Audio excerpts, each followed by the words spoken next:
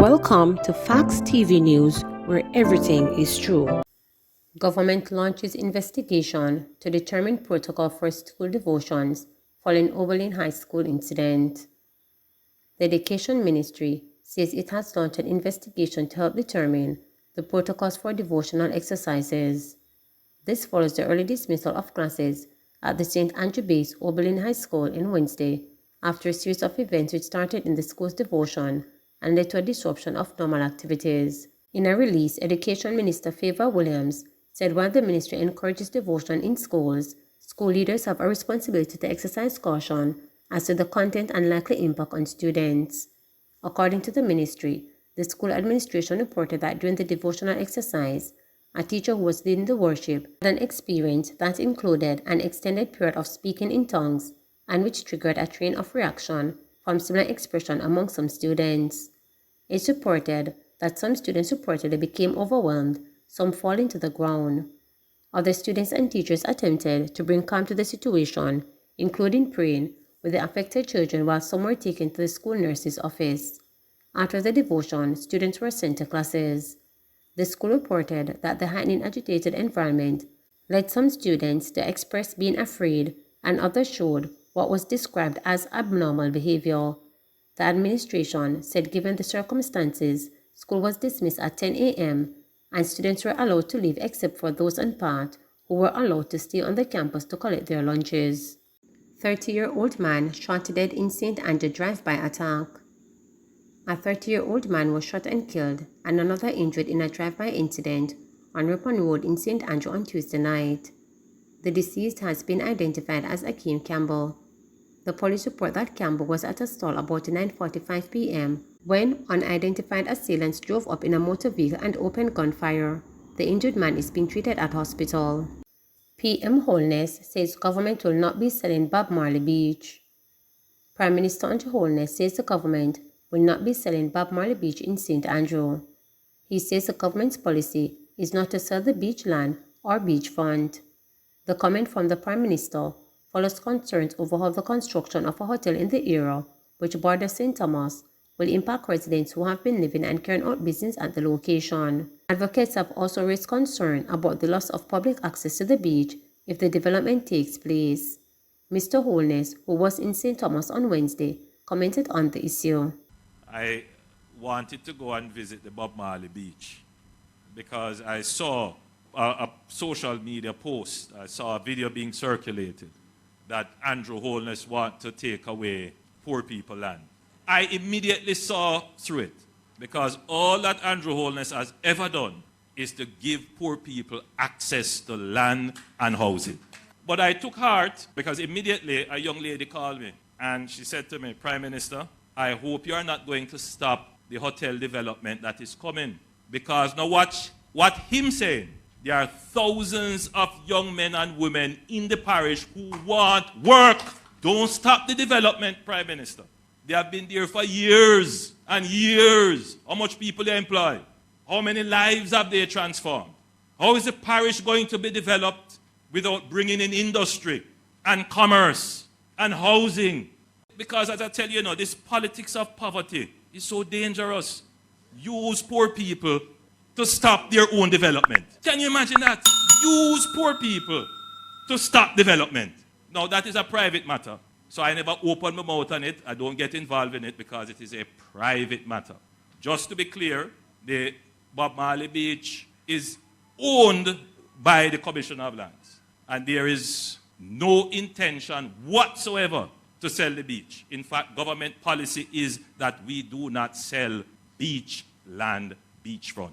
I want to make that clear. So if there were any concerns, please rest assured that's not the case. So all them people who come promising you all kind of things, run them. The only way we're going to end poverty in this parish, when we get the road in, we get investment in, we get employment in, and you start to get work. And when you get work, you get your income, and your income gives you independence. And with that independence, you have greater choice.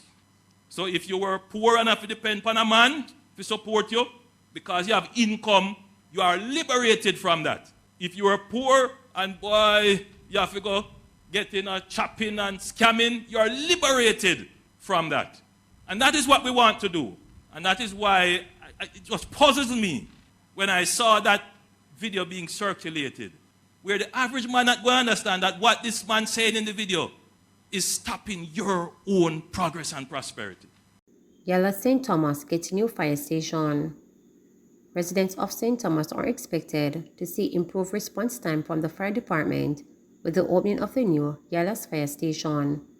The recently built station, which was constructed at a cost of $162.9 million, was officially opened Wednesday morning by Prime Minister Holness.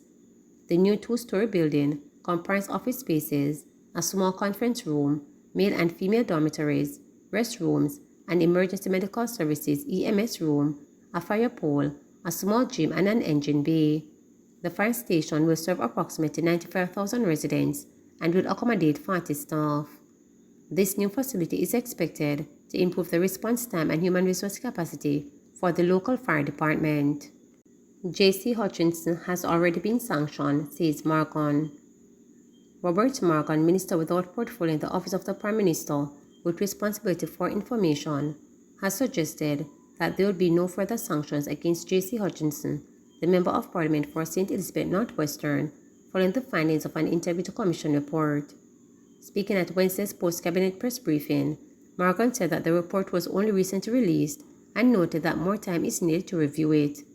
We also must remember that when matters came up very early, when the statements were made in relation to questions about Minister Hutchinson, he was sanctioned, Morgan said. Mr. Hutchinson moved from one place in the executive to another place, which was lower, so action was taken long ago, Morgan said. But challenged that the recent report was a separate matter, the minister argued that it's the same conference of issues. On January 26, 2021, the Integrity Commission launched an investigation in allegations of nepotism, conflict of interest, impropriety, and/or irregularity in relation to contractors recommended and board appointments made by Hutchinson. It subsequently recommended that Prime Minister Holness sanction Hutchinson after its investigation concluded that his actions were adjusted to constitute a conflict of interest and/or for being cited for nepotism.